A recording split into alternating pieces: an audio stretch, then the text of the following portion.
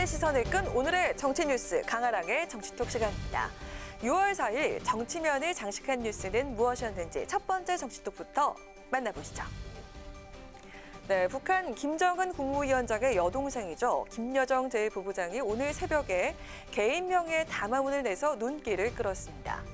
스스로 화를 청하지 말라라는 제목으로 우리 정부를 향해 남북 군사합의를 파기할 수 있다고까지 경고하고 나섰는데요.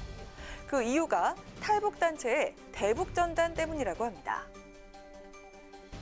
북한 김여정 제1부부장이 탈북단체의 대북전단 살포에 불쾌감을 담은 담화문을 오늘 새벽 북한 노동당 기관지인 노동신문에 실었습니다.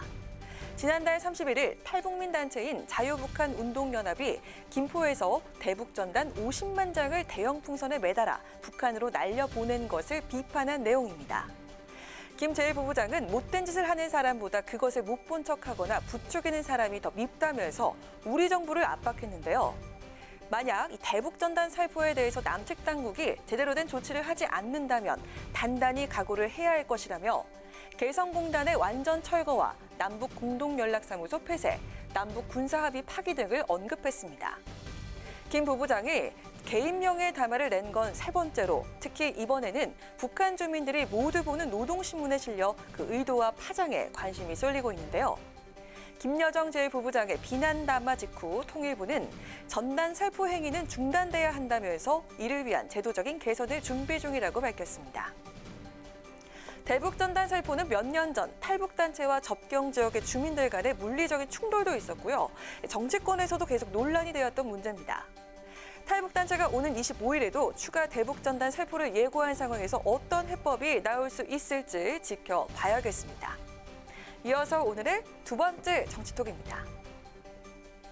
미래통합당 김종인 비대위원장의 탈보수 행보에 대해서 당내에서 연일 비판의 목소리를 높이고 있는 장제원 의원이 또 한 번 김 비대위원장을 향한 저격에 나섰다는 소식입니다. 김 위원장이 어제 통합당 초선의원 공부 모임에서 보수가 지향하는 가치인 자유를 언급한 걸 두고 오히려 자유의 개념을 폄훼한 것이라고 주장을 했는데요. 어떤 이유일까요?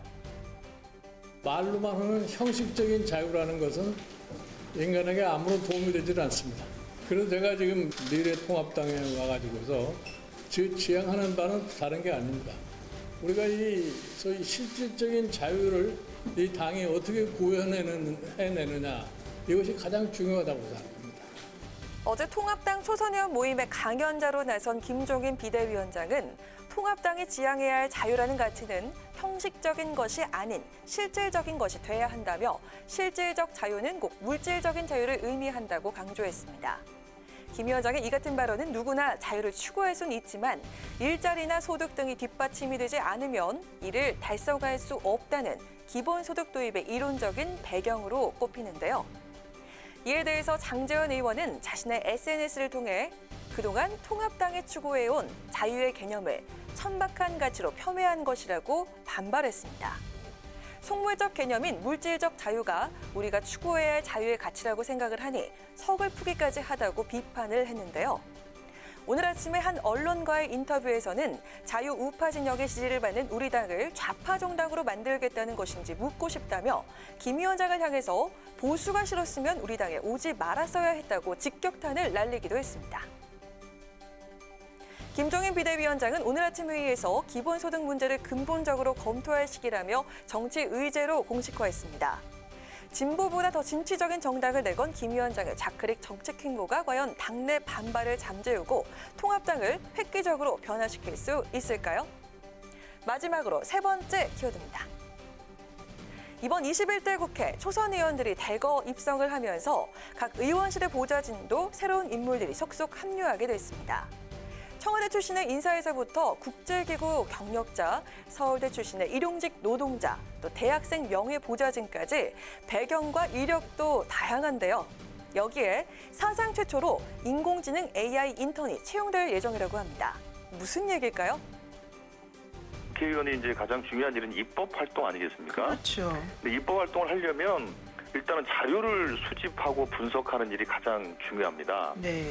인공지능의 도움을 받는다면 훨씬 더 효율적으로 일을 할 수 있거든요. 네.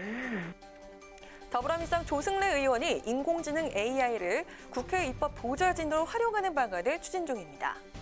조 의원은 미 항공우주국 나사도 2017년 조지 워싱턴이라고 하는 AI 인턴 직원을 채용을 했다며 인공지능 프로그램을 활용할 경우 속도감 있게 입법 자료를 수집하고 분석할 수 있어 의정 활동에 상당한 도움을 받을 것이라고 기대했는데요. AI 인턴 채용 공고문까지 만들었다는 조 의원의 아이디어에 많은 관심이 모아지면서 오늘 오후에는 국회의원실 AI 인턴 도입을 위한 간담회가 열리기도 했습니다.